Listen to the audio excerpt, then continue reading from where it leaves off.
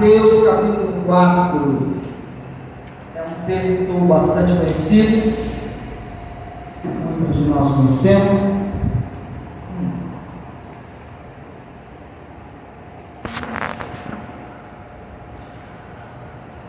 É um texto bastante conhecido que fala sobre a tentação de Jesus.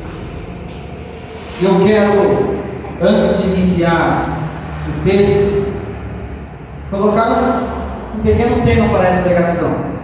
Em que nós temos sido tentados? Onde nós temos sido tentados? De que maneira nós temos sido tentados? E não somente isso, de que forma nós estamos saindo dessa tentação? De que forma nós estamos saindo dessa tentação? Estamos saindo vitoriosos ou estamos saindo perdedores? Então nós vamos entender algumas coisas que o Espírito Santo falou no coração nesse capítulo número 4 de Mateus. Então foi conduzido Jesus pelo Espírito ao deserto para ser tentado pelo diabo. E tendo jejuado 40 dias e 40 noites, depois teve fome.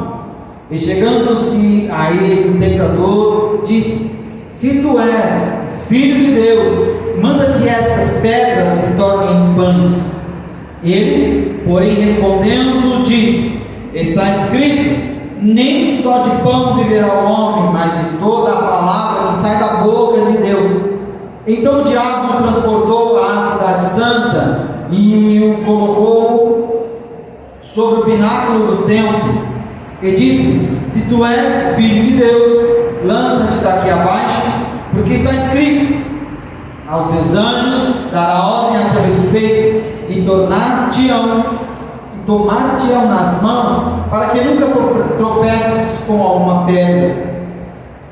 Disse-lhe Jesus: também está escrito, não tentarás o Senhor teu Deus.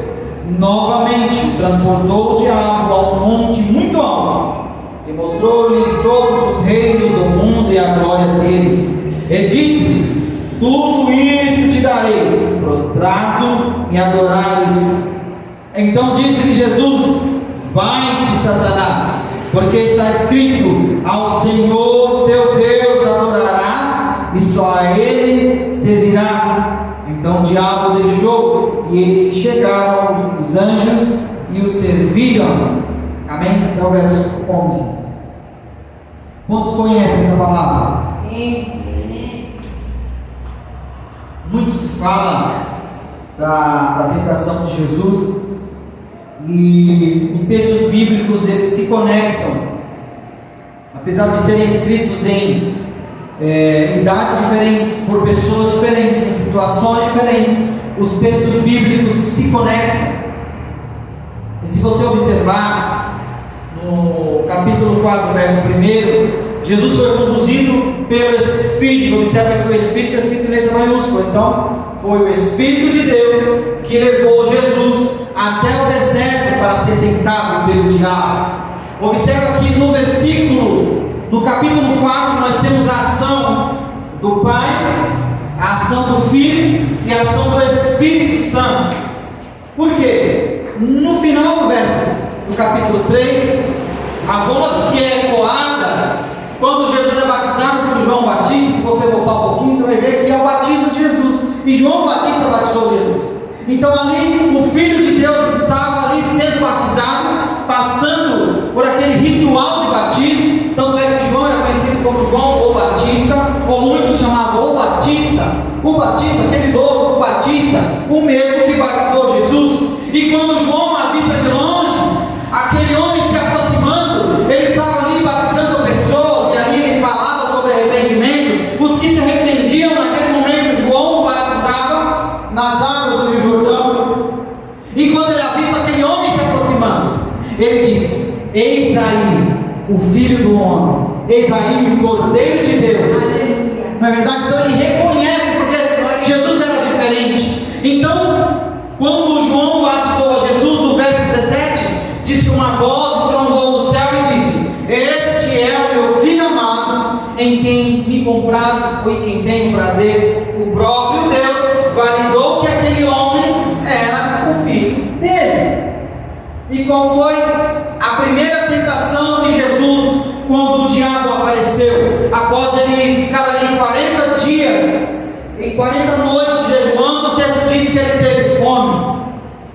Não dá para entender se foi no primeiro, se foi no segundo, se foi no terceiro dia, mas o texto diz que ao terminar o propósito que ele tinha feito, de 40 dias, e após ter sido batizado, o Espírito conduziu ao deserto para ser tentado pelo diabo. E após os 40 dias ele teve fome. E o adversário aparece aqui, o diabo aparece, tentando Jesus, naquilo em que ele foi validado, e numa situação que nós seres humanos temos também, que é fome. Observa aqui, 40 dias e 40 noites, o adversário estava ali na espreita. Ele estava observando alguma coisa, porque Jesus veio para cumprir um propósito, e o adversário não ia deixar parar. Ele ia fazer Jesus, de alguma forma, não cumprir aquilo para que ele veio. E ele, chegando próximo de Jesus, ele diz: se tu és mesmo o Filho de Deus, é como se ele estivesse dizendo: se tu és mesmo o Filho de Deus, agora ele acabou de dizer ali, né? Quando você foi batizado, no momento que você foi batizado, que você era o filho dele, se você é mesmo, transforma essas pedras em pães. Então ele tenta Jesus em duas situações diferentes: na identidade, obrigado, porque quando nós somos validados por Deus, as pessoas podem dizer qualquer coisa ao nosso redor, não importa o que elas vão dizer, talvez nos deixará triste, talvez nos deixará angustiado, mas se ao mesmo tempo nós invalidarmos essa palavra, bloquearmos essas palavras e realmente darmos intenção ou atenção àquilo que Deus diz a nosso respeito, isso de nada valerá.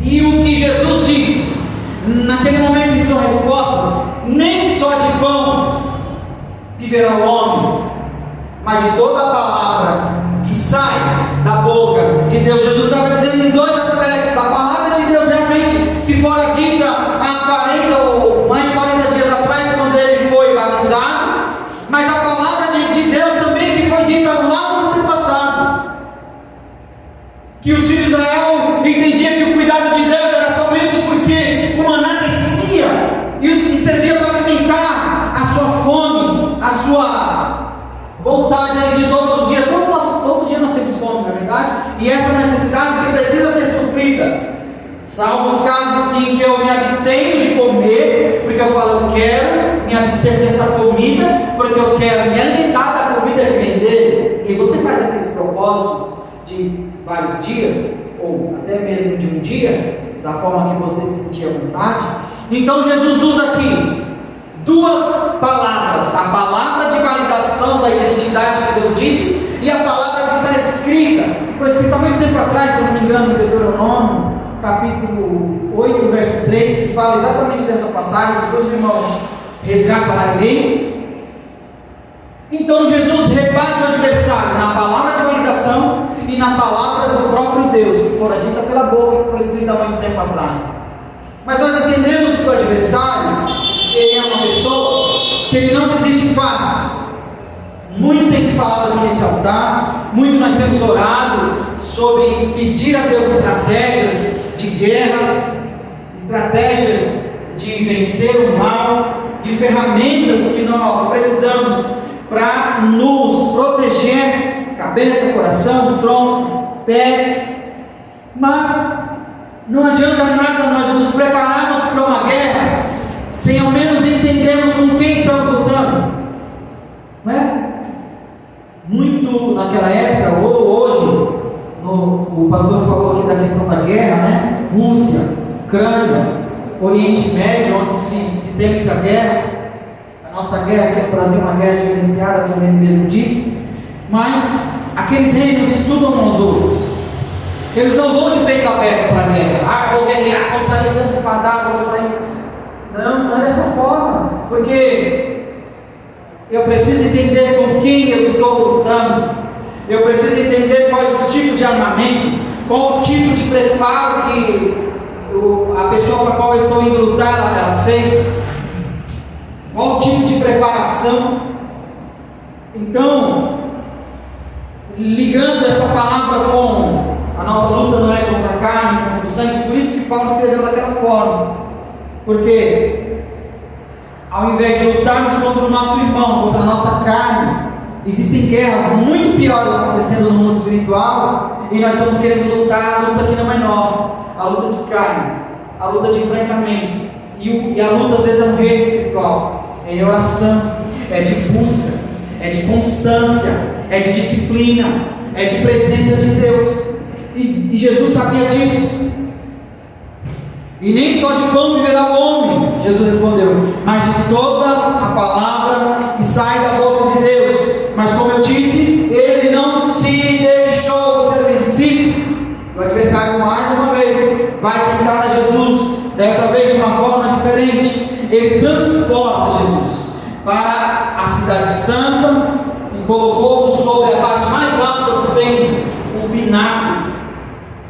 E aí ele profere e diz: se tu és realmente o Filho de Deus, mais uma vez, tenta na identidade, lança-te daqui para baixo, porque está escrito: aos seus anjos dará ordem a teu respeito e tomar-te-ão nas mãos, para que nunca tropece em alguma pedra. Dessa vez, além de tentá-lo novamente pela identidade, como Jesus havia usado o texto bíblico de Deuteronômio 8, ele usa o verso bíblico de Salmo 91, verso 11. Lança-te, se tu és filho de Deus, joga-te daqui para baixo, porque está escrito a palavra que aos anjos eles dará ordem a teu respeito, eles tomar-te-ão pelas tuas mãos, para que você não possa tropeçar em pedra.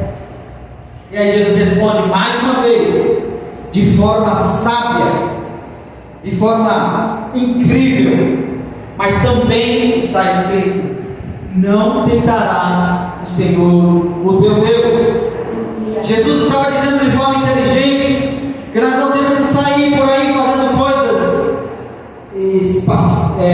espafúrdias, não sei o nome da palavra agora, coisas extravagantes, muito obrigado, porque nós não podemos tentar o Senhor, o nosso Deus. Quer dizer então que eu vou chegar diante do mar e vou falar assim: vou sair andando pelas águas, ou Deus vai abrir o mar e eu vou passar a pés juntos, porque em cada situação é uma situação diferenciada. A situação dos filhos de Israel, eles estavam fugindo da escravidão, e ali eles precisavam de uma intervenção divina, porque Deus nos levou. Observa, Deus nos levou para um local onde era um beco sem saída. Então ali eles precisavam da ajuda de Deus. Eles não tinham exército, eles não tinham força suficiente para lutar contra um exército poderoso meu Deus, esqueci o nome. O exército forte de Faraó, do Egito, dos egípcios. Eles não tinham força, eles não tinham armas, então eles precisavam da intervenção divina. Em ocasiões da vida, nós precisaríamos lutar. Em muitas ocasiões da vida, nós precisaremos do favor de Deus, mas sempre, sempre, sempre na direção daquilo que Deus está dando para nós. Certamente, se Jesus se pegasse naquela altura que ele estava, no pináculo do templo, ele se jogasse ali, ele não estaria fazendo a vontade de Deus, ele estaria fazendo a vontade do tentador, ele cederia à tentação. Observa que é diferente.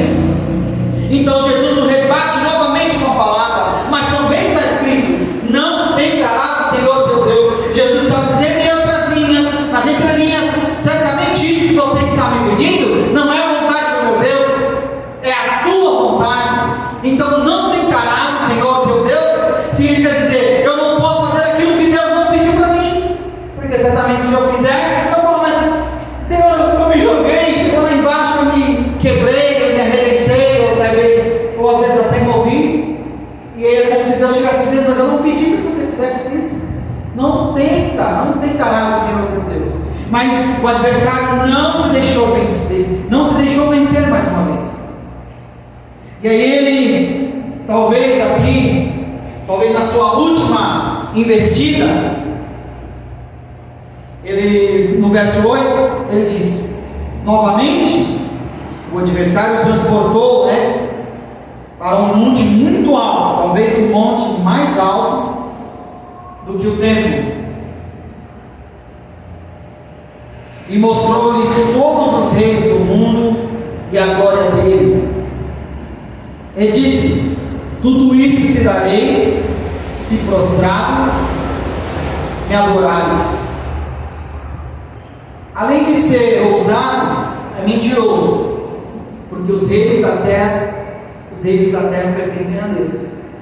Quando o texto bíblico fala que o mundo jaz no maligno, significa dizer que o homem escolheu os prazeres da carne, os prazeres desse mundo. Então o mundo jaz, o mundo morre, o mundo caminha a passos largos para o abismo. Então o mundo jaz no maligno, porque os homens escolheram não fazer a vontade de Deus. Mas os reinos, as nações, o mundo pertence a Deus. E os homens irão, os homens caminharão, os homens governarão até onde Deus permitir. Até um certo ponto eles não passarão. E se fizerem algo diferente daquilo para qual foram estabelecidos para fazer, Deus tira o trono, Deus tira o reino, Deus abate. Porque nós temos exemplos muito marcantes na Bíblia disso. E agora ele fala, começa a mostrar o reino como se fosse dele, começa a mostrar as nações, começa a mostrar a grandeza dessa terra. E fala: tudo isso eu te darei, tudo isso eu te dou, se você, nesse momento agora, me prostrar. Não é só prostrar, olha como ele é usado, ele está prometendo uma coisa que é dele, está prometendo uma coisa que não é dele, está pedindo que o adore, sendo que ele usou a palavra há pouco. Ele sabe que na palavra de Deus, que somente ao teu Deus adorarás, somente ao teu Deus servirás, que o Senhor não divide a glória dele com ninguém. E ele pede: eu te dou esses reinos todos que eu acabei de te mostrar, se você prostrar e me adorar. Olha só.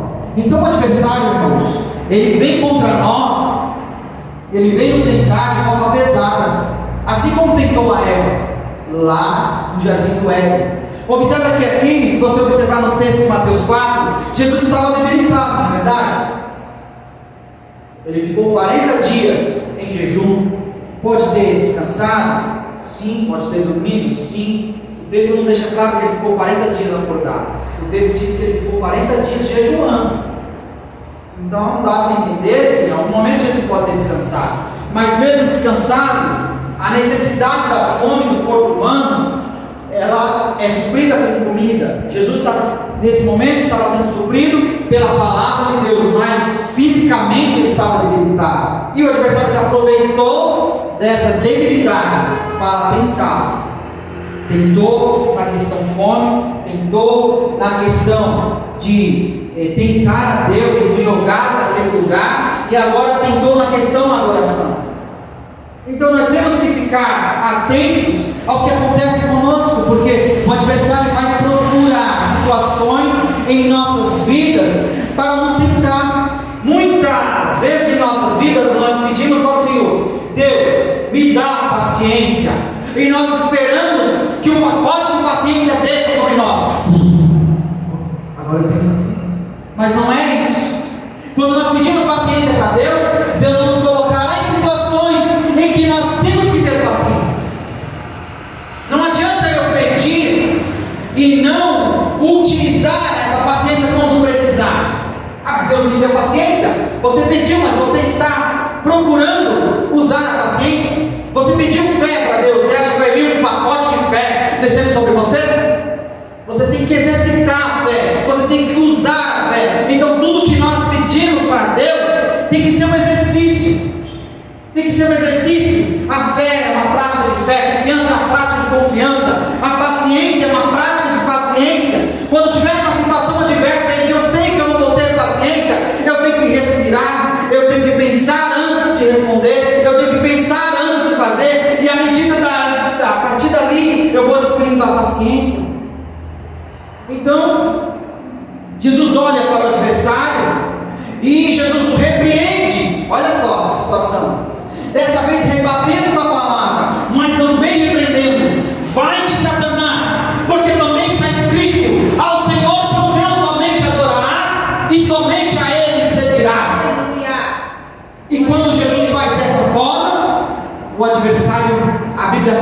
Então o diabo o deixou, e eis que chegaram os anjos e o serviram.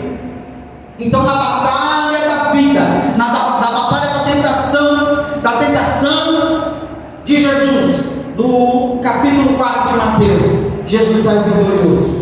Mesmo estando debilitado com fome, mesmo estando cansado, ficando 40 dias recluso ali naquele lugar, em comunhão com Deus, ele provavelmente estava se alimentando, porque Jesus entendeu que a partir do momento em que ele nasceu, cresceu, foi batizado por João Batista, e o Espírito o conduziu ao deserto, por onde 40 dias ele ficou ali, em jejum, em conversa, em relacionamento com Deus.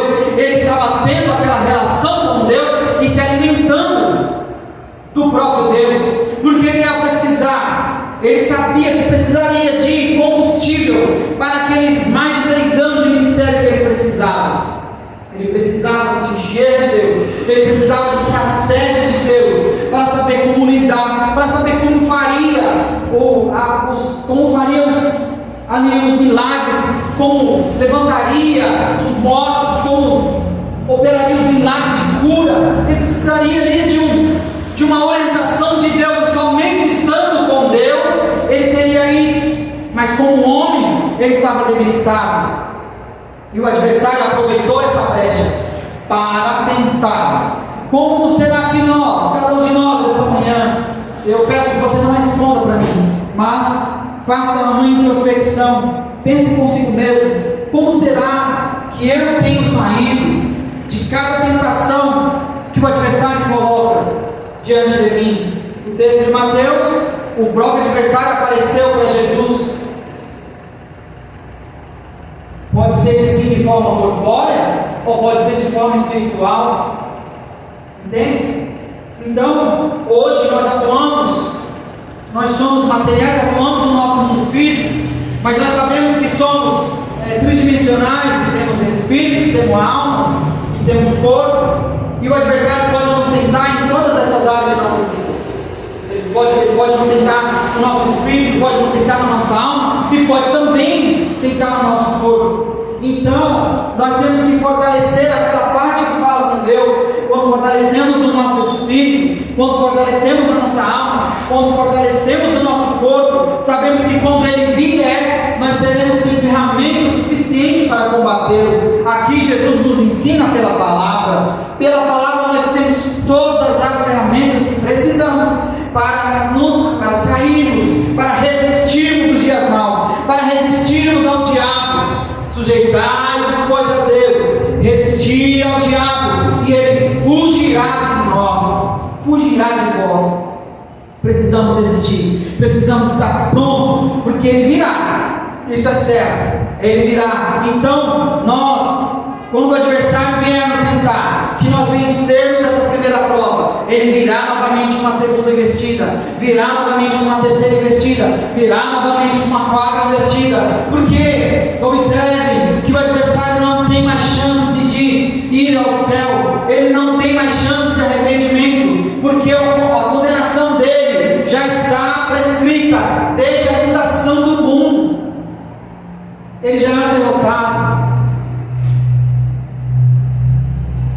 O galardão do adversário já está prometido desde a fundação. Mas para nós que aceitamos a Cristo, nós que aceitamos o sacrifício, nós, enquanto ainda estivermos firmes e confiantes na confissão que fizemos de seguir a Jesus, de servir a Deus todos os dias das nossas vidas, e mantermos essa confissão até quando morrermos, a nossa salvação está garantida. Mas é para aqueles que perseverarem até o fim. Jesus ensinou que pela palavra de Deus nós podemos vencer toda e qualquer investida do adversário contra nós, tanto da palavra de Deus escrita, como da palavra de Deus validada. Quantas pessoas Deus usou para falar com você? Quantas pessoas Deus usou por meio de um testemunho, por meio de um louvor, ou até o próprio Deus falando contigo, com o teu espírito, com a tua alma, validando aquilo, a promessa que Ele disse a você. E às vezes o adversário vem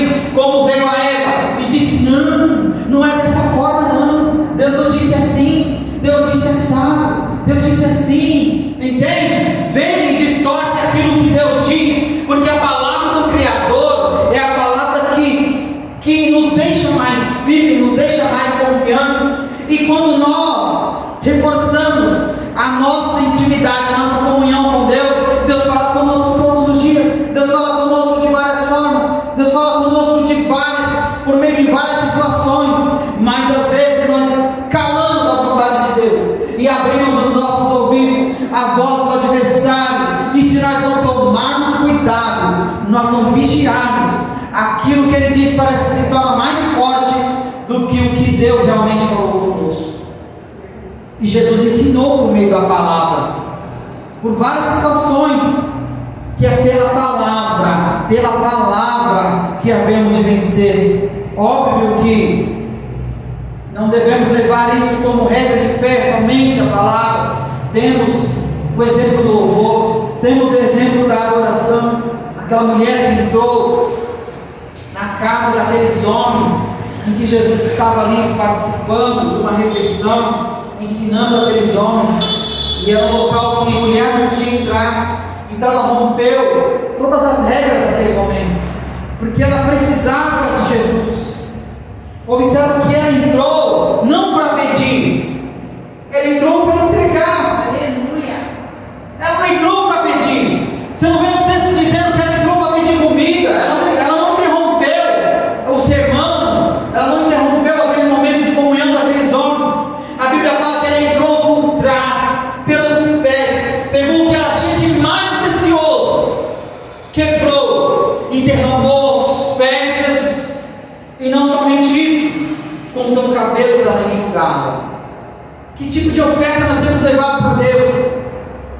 Que tipo de tentação tem sido mais forte, a ponto de nos vencermos e nos levarmos para longe de Deus? Se o adversário tivesse conseguido, porque ele é ousado, ele vai tentar, 1, 2, 3, milhões, trilhões de vezes, ele vai tentar nos tirar da presença de Deus. Imagine se Jesus tivesse cedido à tentação, nós estaríamos aqui, o pecado já teria nos matado, o pecado já teria nos destruído, já teria nos fuzilado. E você acha que se o adversário tentou a Jesus, ele não vai te tentar? Vai te tentar todos os dias. Tem um verso escrito em Hebreus, o escritor dos Hebreus diz que nós somos rodeados de uma tão grande nuvem de testemunhas. Sabe o que isso quer dizer? Que vamos imaginar que esse pedestal que está segurando esse aparelho celular, que nesse momento está me gravando, fosse você, e cada um de nós estivéssemos olhando para ele. O escritor dos Hebreus estava dizendo isso. Nós estamos rodeados de uma tão grande nuvem de testemunhas. Isso eu estava falando no sentido físico. Testemunha, pessoas. Só que se você levar isso mais além, nós também somos rodeados de uma tão grande nuvem de testemunha no mundo espiritual. Está esperando uma brecha. A nuvem de testemunha no mundo físico, ela está esperando nós darmos um passo em falso, saímos do caminho e para nos acusar. Mas não é crente, não é pastor, não é missionária, não é levita, não pode fazer esse tipo de coisa.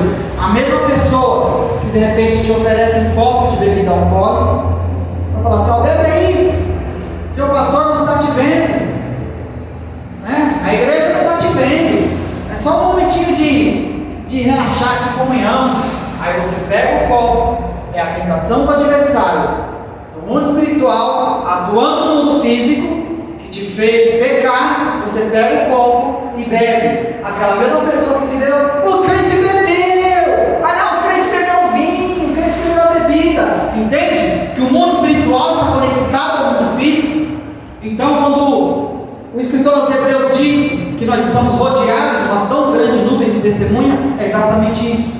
O nosso testemunho, quem realmente somos, fala muito mais alto às vezes do que a nossa palavra. Porque eu posso muito bem pegar o microfone em praça pública, falar da palavra de Deus, só que a pessoa que me conhece, sabe a minha vida dentro de casa, talvez não em particular dentro de casa, mas sabe como eu sou com minhas filhas, com a minha esposa, quando passar olhar para você lá, está lá falando da palavra de Deus, mas lá bate na mulher, bate nos filhos, é mau caráter, ó, pegou dinheiro emprestado comigo e não pagou, entende? Então observe o cuidado que nós temos que ter. E em nenhuma das tentações de Jesus, ele, mesmo combatendo com a palavra, ele trouxe a glória para Deus. Nem só de pão viverá o homem, mas de toda a palavra que sai da boca de Deus. E aí depois o adversário leva para cima do templo e fala que se ele jogasse, que na palavra está escrito que os anjos o viriam, ele pegariam, não deixaria que ele tropeçasse com em pedra. Jesus rebate mais uma vez com a palavra, trazendo a glória para Deus. Não tentarás o Senhor meu Deus.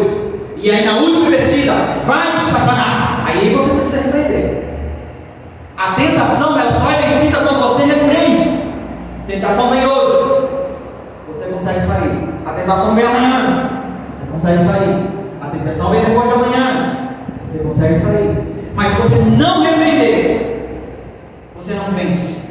Observa que quando você vence, você consegue vencer a tentação quando você repreende. Não significa dizer que nunca mais você vai ser tentado, mas de repente daquela tentação você conseguiu vencer. Observa? Quando Jesus disse, vai-te, Satanás, olha, primeiro repreenda, vai-te, Satanás, porque também está escrito. Agora eu venho com a palavra de Deus, somente ao Senhor teu Deus prestará culto, ou seja, somente ao Senhor teu Deus prostrarás e somente a Ele adorarás.